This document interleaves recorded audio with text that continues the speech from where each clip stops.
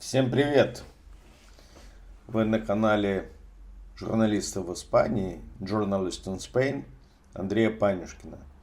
Сегодня в рубрике «Я построил дом»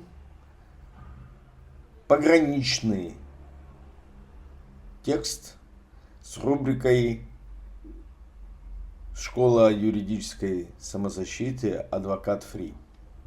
Почему?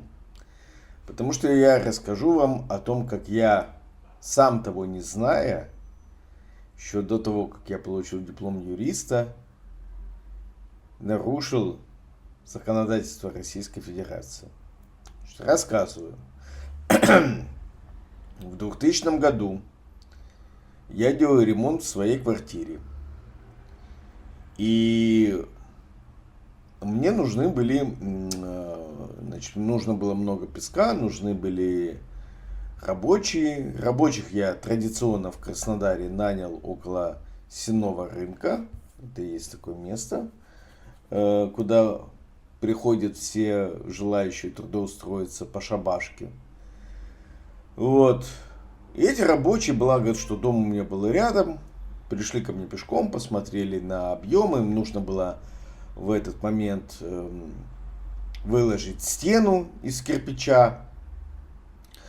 Цемент же нужен был на то, чтобы эту стену оштукатурить. И строители говорят: ой, слушай, ты знаешь, такая ситуация, мы живем на юбилейном микрорайоне, а он весь построен в Краснодаре на песке, который намыло за многие годы в этом месте земснаряд. И реально там весь юбилейный, он на песках в основном. Ну вот, они говорят, там целый песок. И вот там копают теплотрассу, и на поверхности огромное количество песка в кучах. Поехали, типа, этот песок возьмем. Ну, мы поехали. То есть я нанимаю газели. Мы едем, заезжаем на вот этот вот, к этой теплотрассе, или какие-то там трубы прокладывали под землей, и начинаем, заехали мы легко, и начинаем грузить мешки, песок, прямо во время белого дня, вот люди мимо ходят, а мы песок набираем из кучи вот в эти мешки и закидываем в багажник газели, ну, в смысле, в кузов. Грузили, нагрузили вроде там, ну, я не знаю сколько, давайте скажем, 10 мешков. Обычные мешки бэушные из-под муки. То есть они такие двойные, достаточно плотные, и внутри у них есть пакет. И раньше в них была мука. А песок не весь сухой, он влажноватый, за счет чего он тяжелее, но с влагой. Значит, вы вот эти 10 мешков загрузили песка, начинаем выезжать, а газель не может выехать. Завязла в песке, свежий, засыпанном. В общем, газовали, вокруг ни одной деревяшки, ни одного кирпича, нечего под колеса подкладывать. Газель выехать не может. И в этот момент подъезжают сотрудники полиции, тогда это еще была милиция, напомню, это 2000 год. Сотрудники милиции подъезжают и говорят: все, ребята, вы приехали на уголовную статью. Вы расхищаете чужое имущество. Песок. Начинают на нас составлять материал. Ну, кто заказчик? Я, значит, на меня. Я тут же говорю: давайте я, так сказать, свое преступление прекращу. Дал команду, и ребята, строители, которых я нанял, высыпали весь песок обратно.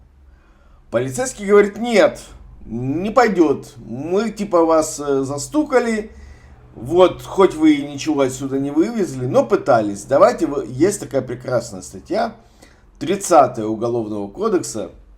Вот. И вот давай мы тебе по этой статье. То есть им нужна была палка. Они видят, что я прогибаюсь. Я еще тогда плохо знал законы, и боялся полицию, милицию. В общем, решил я вопрос в классическом для России методе. Я позвонил своему однокласснику, который как раз работал в полиции, в милиции, и объяснил ему ситуацию, сказал, что я, собственно, преступление свое прекратил, весь песок вернул, куда он был, где он был, на теплотрассу. Ну, в общем, он поговорил со своими коллегами, меня отпустили. Отпустили, мы даже помогли вытащить застрявшую «Газель» УАЗиком милицейским. То есть даже оказали помощь, ну я там что-то им пожал руки. Потом со своим одноклассником мы уже через несколько дней встретились, пиво попили, обсудили мои неудавшиеся попытки хищения чужого имущества. Вот. Ну, в общем, я заплатил достаточно дорого за свое желание на халяву взять песочка. Но на этом история не закончилась. А вот продолжение истории я вас прошу подписаться, поставить мне лайк, написать комментарии, какие у вас криминальные случаи в жизни были.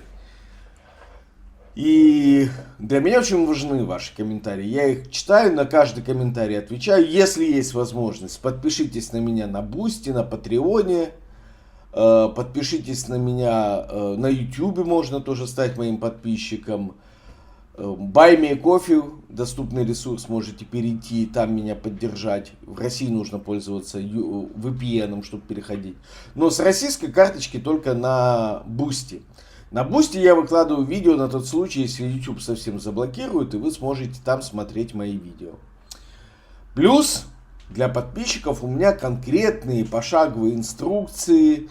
Вы, собственно говоря, сильно экономите свое время. Так вот. Продолжение истории, немножко даже занервничал. Песок мне по-прежнему был нужен. Строители говорят, есть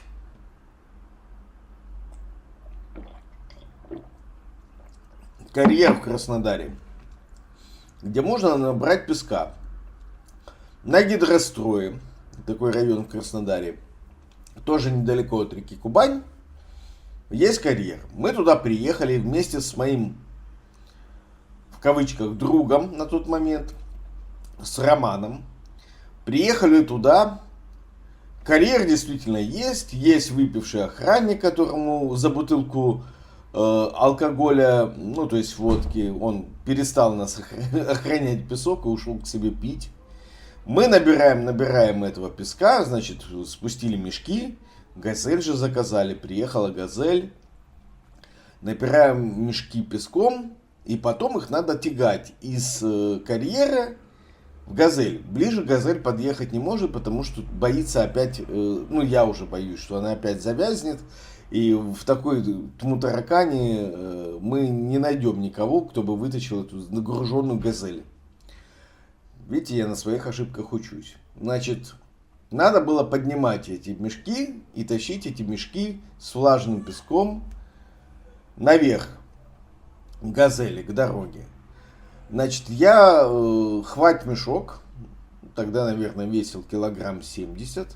Хвать мешок весит килограмм 50, потому что песок влажный. И потащил наверх его к «Газели». А мой, в кавычках, друг, он играл в Краснодарском драматическом театре и разыграл постановку «Ой, у меня прихватила спина».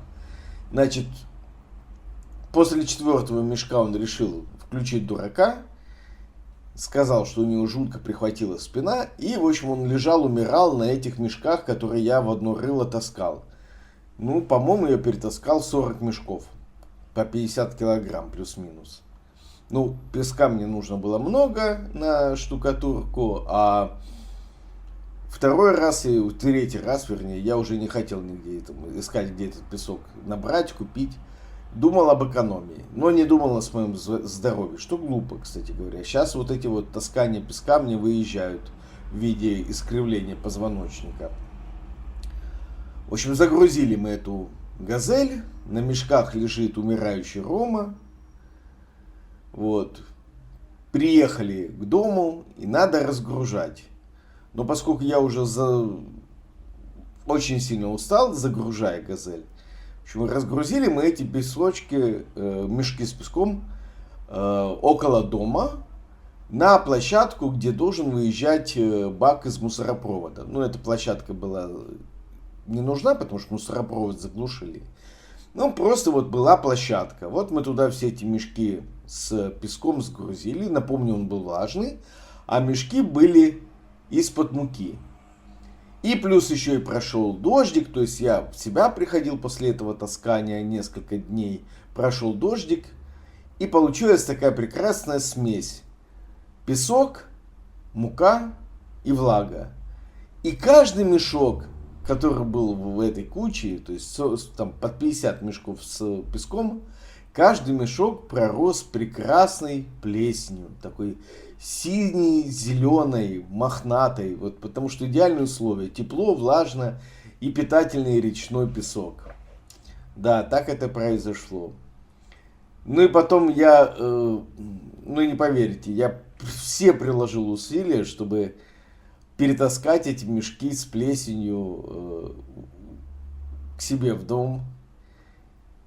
Пересыпали, просеивали потом. Ну, жутко-жутко. В общем,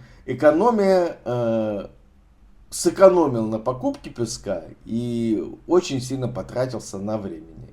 Учитесь на моих ошибках. Еще раз, подписывайтесь на серию «Я построил дом». Я вам рассказываю свой личный опыт.